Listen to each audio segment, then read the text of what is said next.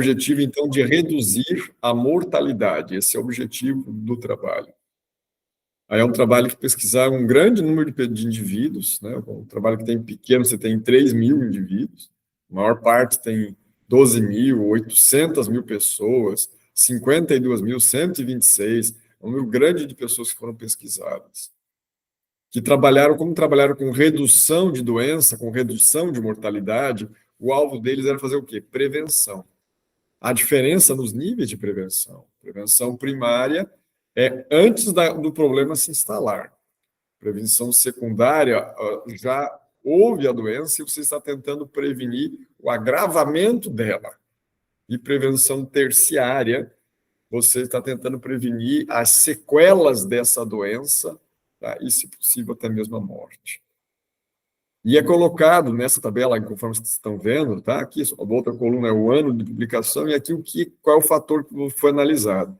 É colocado nessa tabela a ordem decrescente, ou seja, do maior para o menor, naquilo que mais teve impacto na redução da mortalidade. Então, de tudo aqui que foi visto que, por exemplo, que o uso de ventilação com oxigênio pressurizado de uma forma não invasiva, tá, em exacerbações crônicas da doença bronquiopulmonar obstrutiva crônica, isso é o que mais reduz mortalidade. Ou seja, o paciente que está lá quase morrendo, você fornece oxigênio para ele, você salva a vida dele. É basicamente isso que é o primeiro.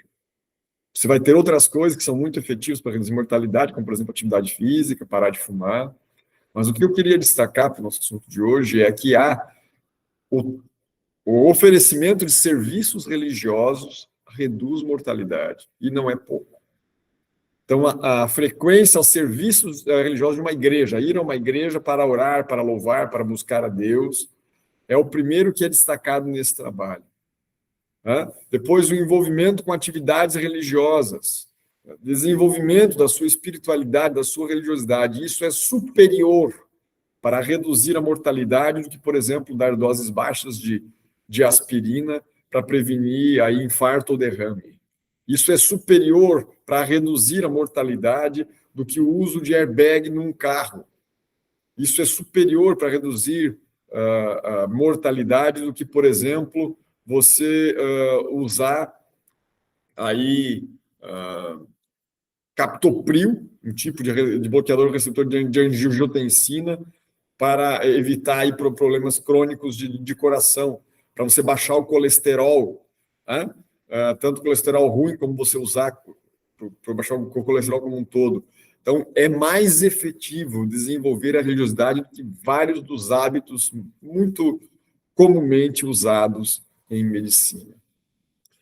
Há um outro trabalho, deixa eu voltar ainda aqui, tá, que eu gostaria de demonstrar a vocês, que foi um trabalho que mostrou a recuperação de pacientes de UTI. E você dividiu ele em 3 grupos. Eram pacientes de UTI que tinham praticamente todos eles o mesmo estado de saúde e foram divididos num grande hospital em 3 grupos. Um grupo onde só era feita a intervenção médica, pura e simples, sem fazer mais nada. Um outro grupo em que era feita a intervenção médica e se orava por esses pacientes, e os pacientes sabiam que estavam recebendo orações intercessoras. E um terceiro grupo em que era orado pelos pacientes, que era feita a intervenção médica, era orado por eles, mas os pacientes não sabiam que haviam pessoas orando por eles. E nós tivemos uma condição de melhora dos pacientes tremenda, maravilhosa. E em ordem decrescente seria, quem mais melhorou foi o paciente que foi feita a intervenção, era orado por ele e eles sabiam que estavam orando por eles. Esses foram os que mais melhoraram. Depois vieram aqueles que se oravam sobre eles e eles não sabiam. E por último, aqueles que não houve oração. Então, o mundo que busca conhecer um pouco sobre a influência da religiosidade, da espiritualidade na saúde, sabe o quanto a oração é eficaz. Em um outro momento, talvez, a gente pode estar conversando sobre alguns critérios bíblicos para termos uma oração eficaz. Mas aqui nós vamos aprender um pouquinho sobre o poder da oração intercessora, para que, assim como vimos aqui no livro de Tiago, nós possamos, em Cristo Jesus, ser tornados justos, confessarmos nossos pecados uns aos outros e orarmos uns pelos outros, inclusive para que o doente seja curado. A oração, nos comenta o pastor Dennis Smith, ela é como o respirar da alma. Ele mais também comenta isso no livro Caminho a Cristo, né? Como o respirar da alma. Assim como nós temos que respirar e não podemos passar muito tempo sem respirar, nós precisamos orar como cristãos. É necessário que nós buscamos ganhar almas para Cristo, porque se fizermos isso, nós estaremos sendo testemunhas de Deus. Porém, se nós fizermos isso sem orar, não é de proveito, porque nós podemos estar fazendo isso apenas pelo esforço humano. É necessário que Deus realmente realize a sua vontade em nós. O inimigo, ele quer confundir, ele quer fazer com que o ser humano acredite que realmente é possível alguma coisa sem Deus, sendo que isto é total, completa e absoluta ilusão. Se nós negligenciarmos, negligenciarmos a oração, o inimigo não vai ter muito o que temer de nós. Mas diz o texto inspirado que quando um único, verdadeiramente cristão crente ora, o exército de Satanás treme. Orar é uma necessidade real para nós podermos realmente destruir aí as fortalezas do inimigo. Se você quiser me acompanhar, livro de 2 Coríntios, capítulo 10. 2 Coríntios, capítulo 10. Você vai ver também esse texto um pouco mais para frente, mas eu só volto a citá-lo. A partir do verso 3, nos diz assim: porque embora andando na carne, nós não militamos segundo a carne. Porque as armas da nossa milícia não são carnais, e sim poderosas em Deus para destruir as fortalezas, anulando nossos sofismas e toda altivez que se levante contra o conhecimento de Deus, levando cativo todo pensamento à obediência de Cristo, e estando prontos para punir toda desobediência, uma vez completa a vossa submissão. Quando nós usarmos as armas da milícia de Deus, as armas celestes, poderosas em Deus, nós destruiremos fortalezas, anularemos sofismas, qualquer tipo de altivez que se levante contra o conhecimento de Deus, e passaremos então a levar todo o pensamento à obediência a Cristo, estando prontos para punir toda desobediência quando completa estiver a nossa submissão. Deus nos ajude a nos entregarmos a Ele, todo o pensamento a Ele, para então provermos salvação do perdido, para então firmarmos cristãos no Senhor. Por que é necessário orar?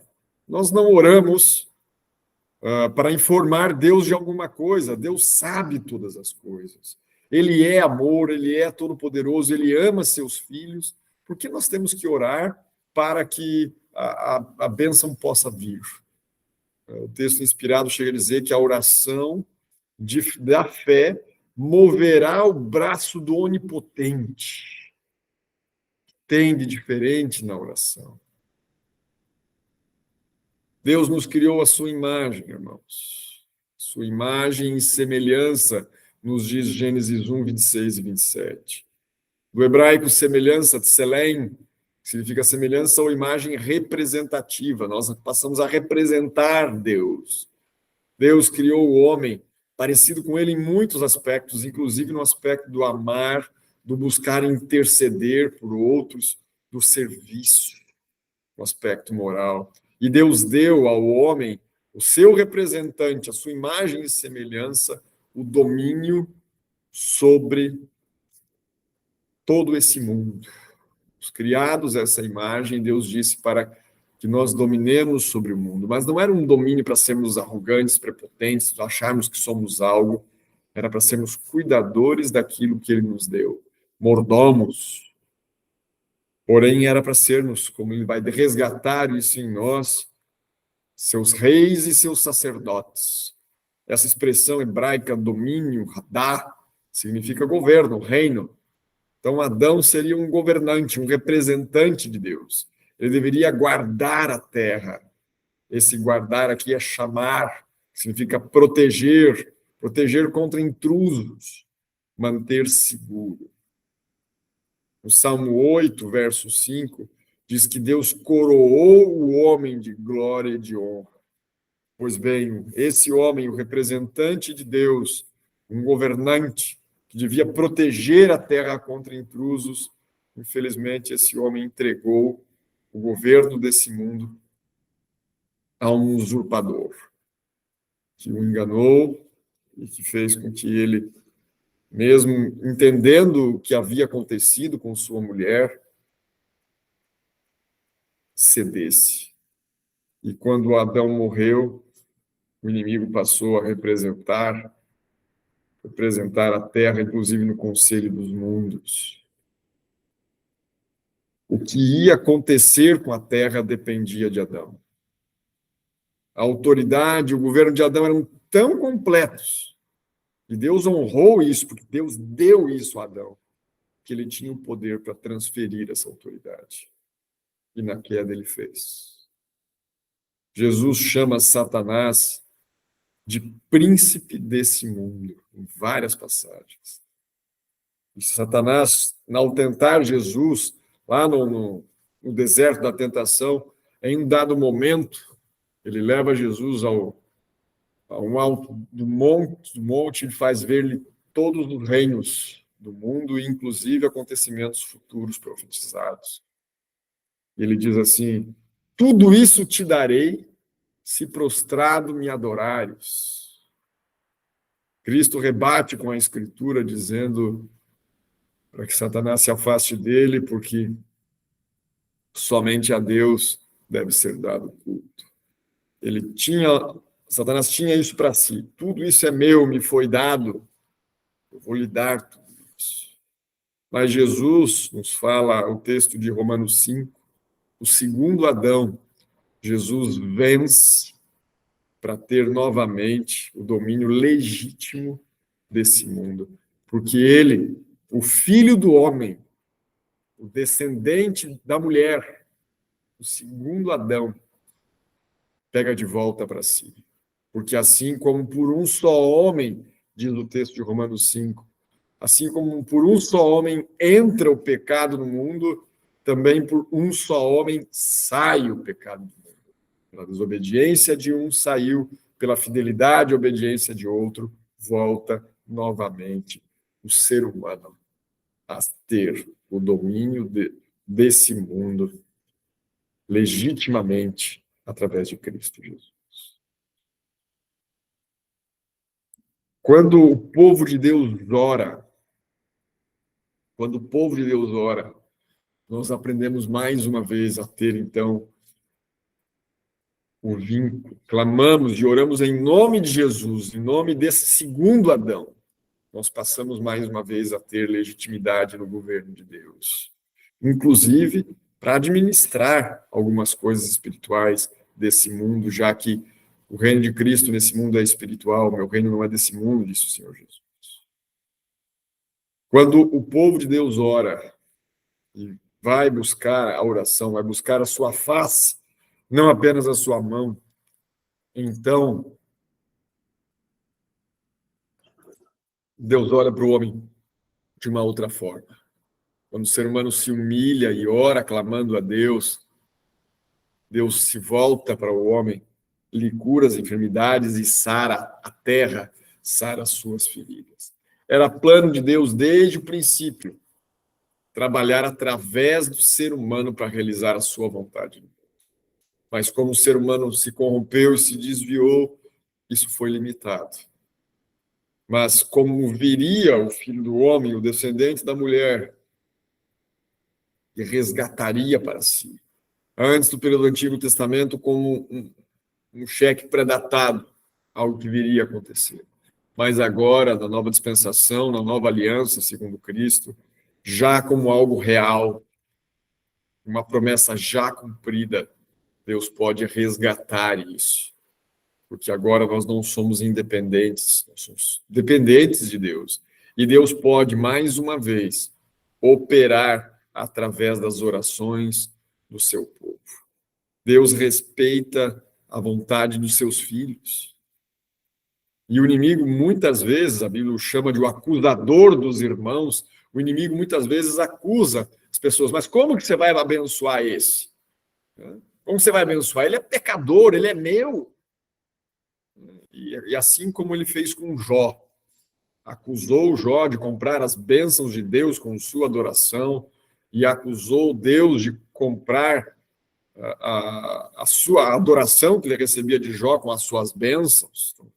O inimigo acusou tanto Deus como Jó. Ele também faz conosco. Como tu vais salvar esse, se esse é meu, é pecador, ele zomba de ti em tua face. Quando nós oramos, quando você ora intercedendo por alguém, quando uma mãe ora intercedendo por um filho que está perdido, um cônjuge, um esposo, um marido, uma mulher, ora pelo seu cônjuge que está desviado, nós estamos dando motivos a Deus para abençoar. Ele pode dizer ao inimigo, eu posso orar, porque a oração do justo é eficaz. E aquela pessoa que é pecadora também, mas que pediu perdão de seus pecados, e pelo qual meu filho Jesus morreu por todos, lembrem-se disso. Inclusive por aquela pessoa que não quer. Mas quando tem alguém orando e intercedendo por ela, é um motivo, nós damos um motivo para Deus orar. E dessa forma, a oração da fé move o braço do onipotente. Isso realmente é tremendo. O povo de Deus deve orar para que Deus possa atuar. Isso é tremendo. A oração libera o poder de Deus para que Deus possa executar a sua vontade. O grande conflito, meus irmãos, é algo tremendo. Como pode um Deus que é todo poderoso, por mais que Satanás seja mais poderoso do que nós seres humanos, e realmente o é muito mais, mas não há comparação.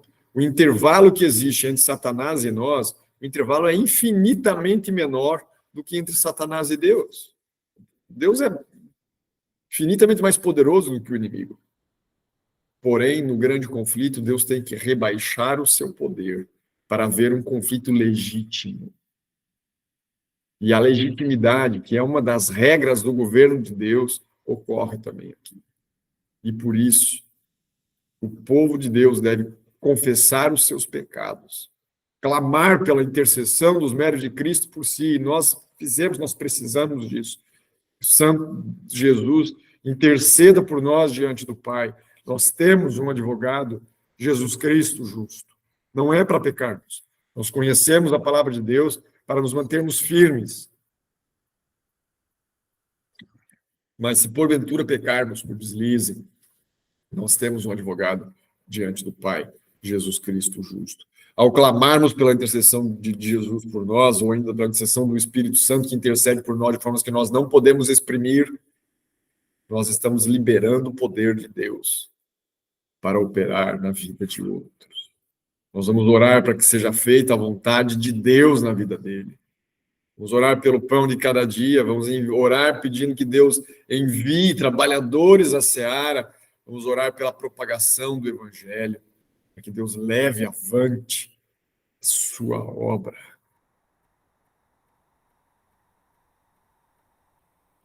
Elias orou para que houvesse retorno da chuva, né? Texto de Tiago, que nós lemos, nos cita isso para nós. Vamos ler um pouquinho mais adiante, podemos entender isso. Versos 17 e 18, os versos seguintes daquilo que nós lemos. Elias era um homem semelhante a nós, sujeitos aos mesmos sentimentos, e orou com instância. Ele prosseguiu orando para que não chovesse sobre a terra. Por 3 anos e 6 meses não choveu. E orou de novo, e o céu deu chuva, e a terra fez germinar os seus frutos. E se Elias tivesse orado apenas 6 vezes? Porque algumas vezes as pessoas vão tão longe que a bênção de Deus é retida. Da mesma forma que o pecado faz separação entre nós e o nosso Deus, aquelas pessoas que vão longe se afastam também do Senhor. Por isso é necessário, muitas vezes, uma oração persistente. Ellen White comenta isso no texto do Comentário Bíblico Adventista, né? Ellen White comenta que, caso Elias tivesse desanimado na sexta vez, a sua oração não teria sido respondida. Mas ele perseverou até obter a resposta. E então, a chuva retornou. Então, a chuva voltou a existir. Nós precisamos, muitas vezes, orarmos persistentemente. Continuarmos, insistirmos na oração para que a pessoa possa vir a receber essa bênção, ter a sua terra sarada, ter a sua cura. Israel teve um período de grande apostasia, né? Um período muito grande, e antes de justamente Deus punir Israel, Deus procurou um homem que intercedesse por misericórdia. Vamos ver esse texto, esse é um texto bom de ser mencionado hoje. Não que os outros não sejam, mas será prudente para nós. Ezequiel, verso 22, falando das abominações de Jerusalém. Tá? Nós vamos ler a parte final desse texto. A partir do verso 26. Os seus sacerdotes transgrediram a minha lei, profanaram as minhas coisas santas. Entre o santo e o profano não fazem diferença, nem discernem o imundo do limpo, e dos meus sábados escondem os olhos. Assim sou profanado no meio deles. Os seus príncipes no meio delas são como lobos que arrebatam a presa para derramarem o seu sangue, para destruírem as almas e ganharem lucro desonesto. Os seus profetas lhe encobrem isto com cal por visões falsas, predizendo mentiras e dizendo: assim diz o Senhor Deus, sem que o Senhor Deus tenha falado. Contra o povo da terra praticam extorsão e andam roubando, fazendo violência ao aflito e ao necessitado, e ao estrangeiro oprimem sem razão. Busquei entre eles um homem que tapasse o muro, que se colocasse na brecha perante mim, os restauradores de brechas. Busquei entre eles um homem, diz o Senhor. Assim como Abraão intercedeu por Sodoma, se tivessem lá 60, 50, se tivessem lá 10 justos, Deus disse: eu não destruiria a cidade. Havia Ló, mas Ló teve que sair da cidade, não ficou nenhum, então Deus a destruiu. Busquei entre eles um homem que tapasse o muro. E lembre que agora ele está falando de Jerusalém, cidade de Davi. Ele não está falando agora de Sodoma ou Gomorra. Busquei entre eles um homem que tapasse o muro e se colocasse na brecha perante mim, a favor dessa terra, para que eu não destruísse. Mas eu não achei. E por isso eu derramei sobre eles a minha indignação. Com o fogo do meu furor os consumi. Fiz cair sobre eles, a cabeça deles, o castigo do seu procedimento, diz o Senhor Deus. Meu furor, a minha indignação. Meus irmãos, nós precisamos realmente aprender a depender do Senhor e clamar para que nós possamos ser fonte de bênçãos para as pessoas à nossa volta. Há um outro texto inspirado que cita que os ímpios muitas vezes são abençoados, os ímpios de uma localidade, um bairro, por exemplo, são abençoados porque há entre eles um justo. Oh, em Cristo Jesus nós podemos ser tornados justos e canais de bênção. Como é necessário, como é importante que nós possamos aprender a orar. Até porque a verdade é, se nós estamos orando, intercedendo por alguém, a verdade é que alguém já intercedeu por nós também. Nós somos cristãos em resposta a orações de alguém por nós. Lembrando que, além de orar, nós devemos também trabalhar pela salvação dessa pessoa. A oração faz parte da forma que Deus escolheu para liberar na terra o seu poder para salvar. Jesus Cristo, na cruz, pelos pecadores intercedeu, nos fala Isaías. Essa expressão interceder, do hebraico pagar, significa encontros significativos ocorreram. Lá no Salmo, né, a misericórdia se encontra com a justiça. A misericórdia se encontrou com o juízo, a cruz, eles se beijam. A justiça ali se encontrou com o pecado, o amor se encontrou com o ódio, a vida se encontrou com a morte. É necessário promover encontros por meio dessa intercessão.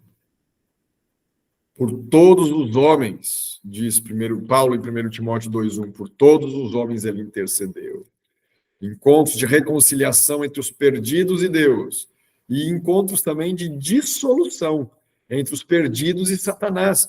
Quando um perdido encontra o seu Salvador, ele é salvo, e ele então deixou de estar perdido, se distancia da perdição e daquele que promove a perdição, que é o inimigo das almas. Então o homem está novamente em reconciliação com Deus. Nessa primeira promessa salvífica, né? O Filho do Homem pisaria a cabeça da serpente, ainda que aquela o mordesse no calcanhar. Em João 17, Jesus ora por união entre o Pai e os crentes, e que Deus os guardasse do mal. Em Hebreus 7, 25, nós temos a revelação de que Jesus, o nosso sumo sacerdote, continua a interceder por nós. E olha que interessante, Jesus orou para que a fé de Pedro não desfalecesse. Tiago nos exorta, nós lemos o texto, a continuarmos orando uns pelos outros. Paulo intercedia pela igreja. Temos exemplos de Cristo, dos apóstolos, de intercedermos, de orarmos intercessoramente. Porque assim como Cristo intercedeu por nós na cruz, ali ele quebrou o poder e a autoridade de Satanás sobre a terra.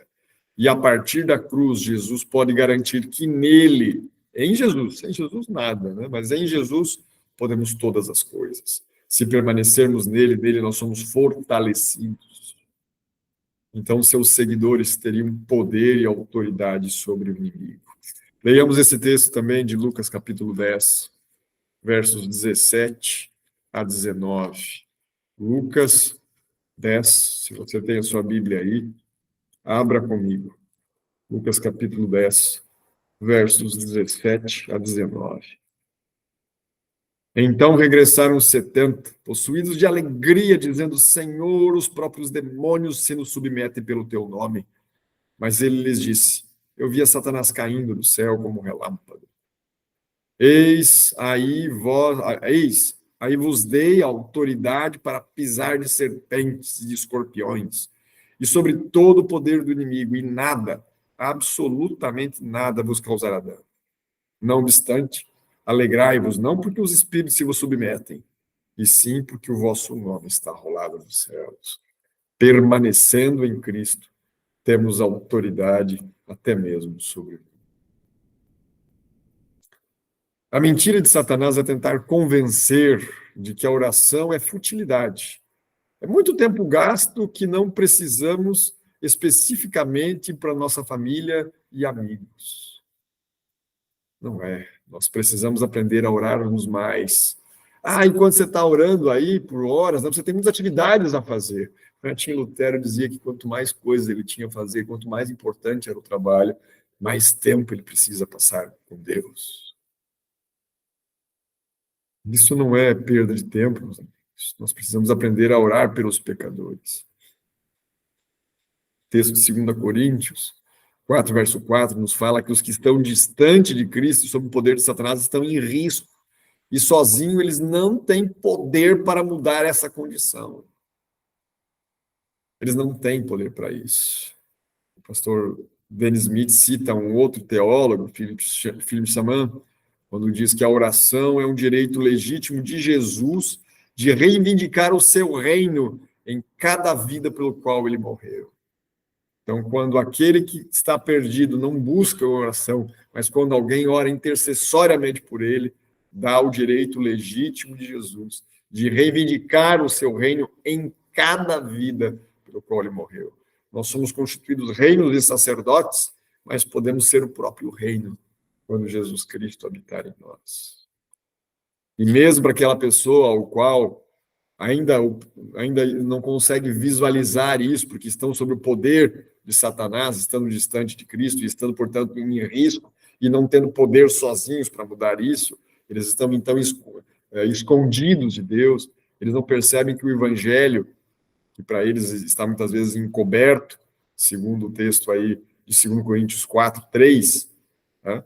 Na realidade, ele pode estar revelado, ele pode estar desvendado. Também pela oração intercessora. O Senhor quer salvar e deu aos cristãos autoridade para demolir as fortalezas do inimigo e levar cativo todo o pensamento de obediência a Cristo. Nós já lemos esse texto em 2 Coríntios. Por meio de muita oração, importa que trabalheis pelas almas, visto ser esse o único método pelo qual podeis atingir corações. Não é a vossa obra, mas de Cristo que se acha ao vosso lado e que impressiona os corações. O Senhor ouvirá nossas orações pela conversão das almas, diz Ellen White.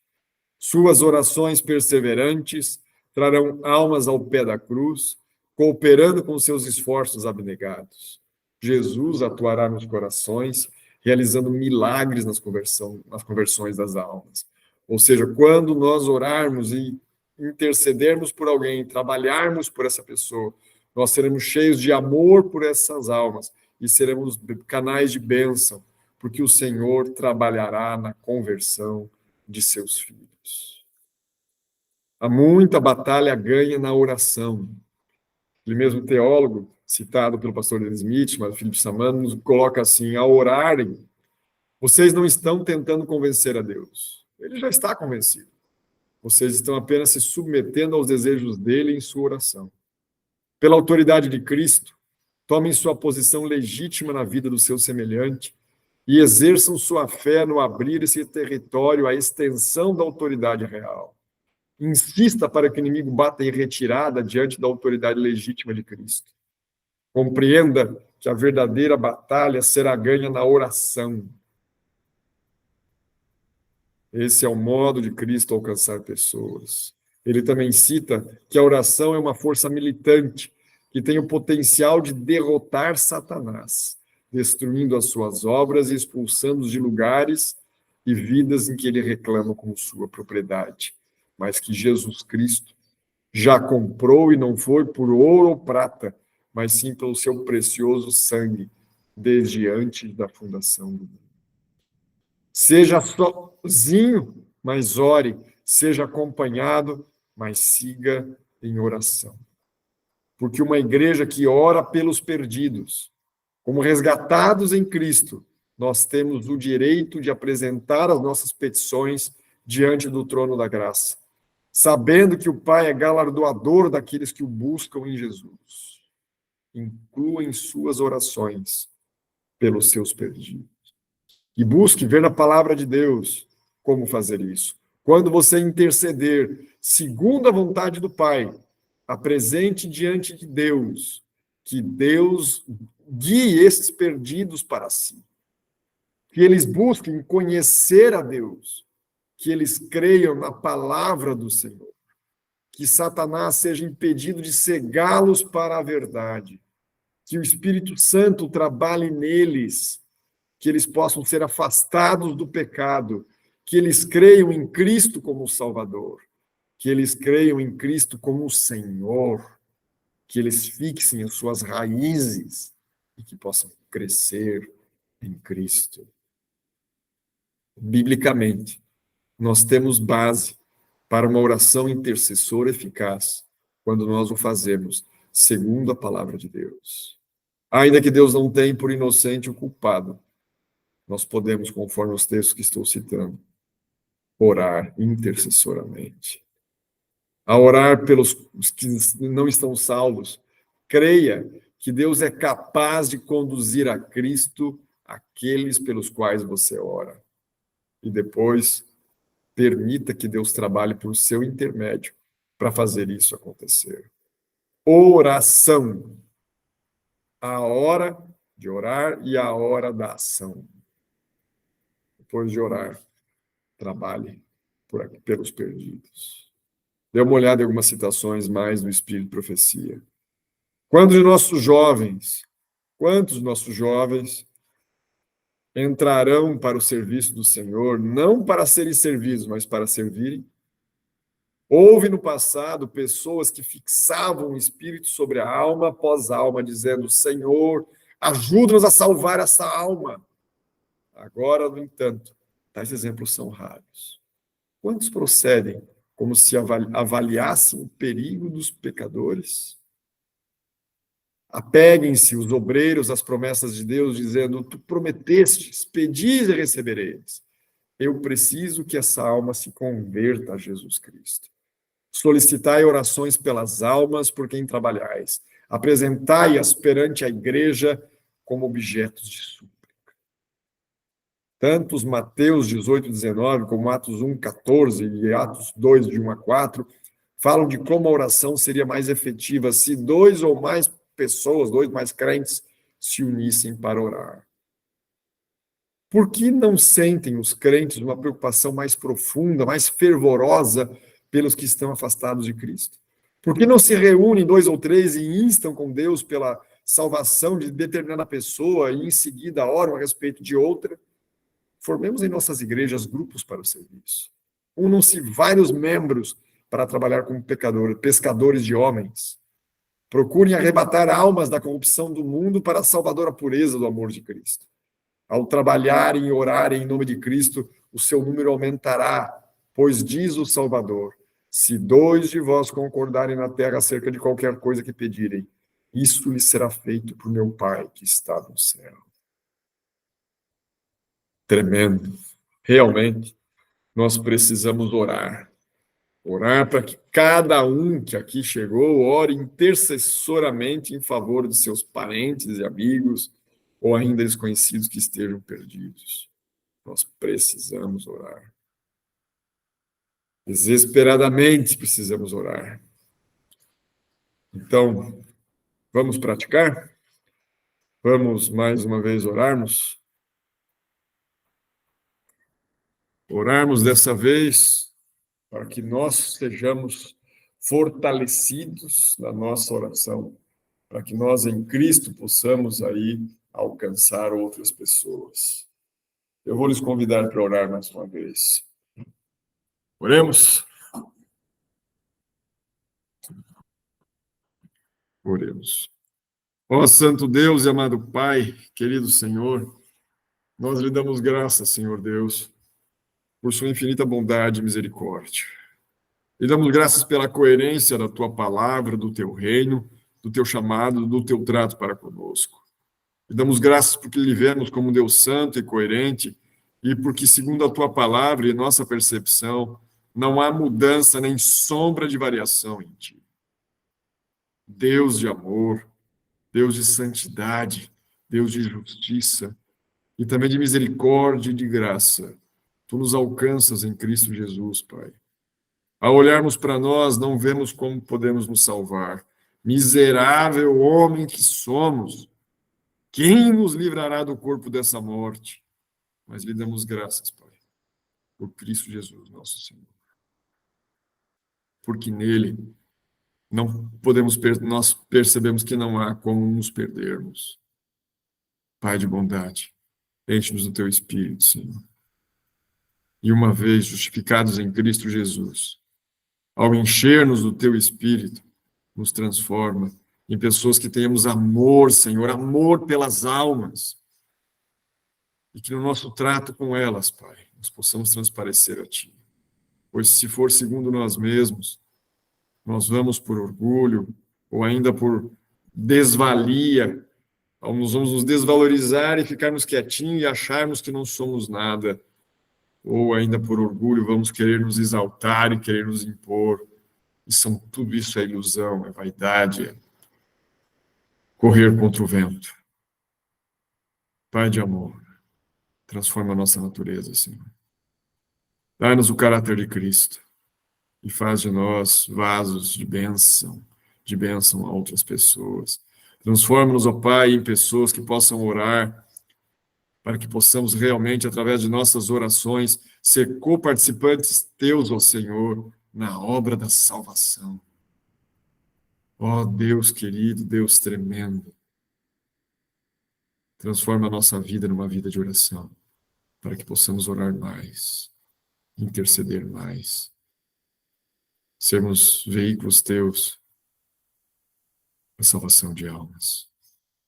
E usa-nos, Senhor, quando e como quiseres, para que também através de nós possamos nosso serviço e nosso trabalho, não apenas nas nossas orações, mas também no nosso tempo, no nosso trabalho, sermos instrumentos de salvação. Se bem parecer aos teus olhos, Pai.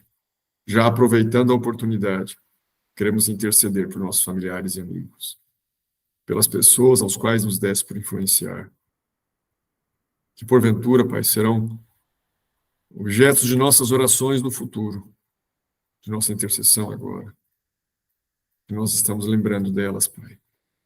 Toma conta delas, Senhor Deus. Salva-as para ti. E assim, ó Deus de amor, assim como nós oramos há pouco tempo, Senhor, assim como nós oramos, Pai querido, salva essas pessoas para ti. Nós queremos orar, Pai, segundo a tua palavra, para que tu os guies para ti, ó Senhor, para que eles tenham desejo, que eles busquem conhecer a ti, para que eles creiam na tua palavra, para que o inimigo das almas seja impedido de cegá-los contra a verdade, para que o Espírito Santo possa trabalhar neles, para que eles se afastem do pecado, para que eles creiam em teu Filho amado Jesus Cristo como seu Salvador, para que eles creiam em Cristo como seu Senhor, para que eles fixem suas raízes em Cristo e cresçam em graça e conhecimento de ti, para que sejam libertos e salvos por ti, Pai, para que nós possamos aprender que temos um Deus no céu que nos ama e se importa conosco e que permanece agindo em nossa vida. E que nesse mundo, apesar das aflições, podemos ter bom ânimo, porque tu vencestes o mundo, Senhor. O mundo à nossa volta, e em Cristo vencestes o mundo também que existe em nós. Salva-nos para ti, Senhor, e também a estes. Oramos agradecidos, no nome maravilhoso de teu Filho amado Jesus Cristo. Amém, Deus de amor. Amém.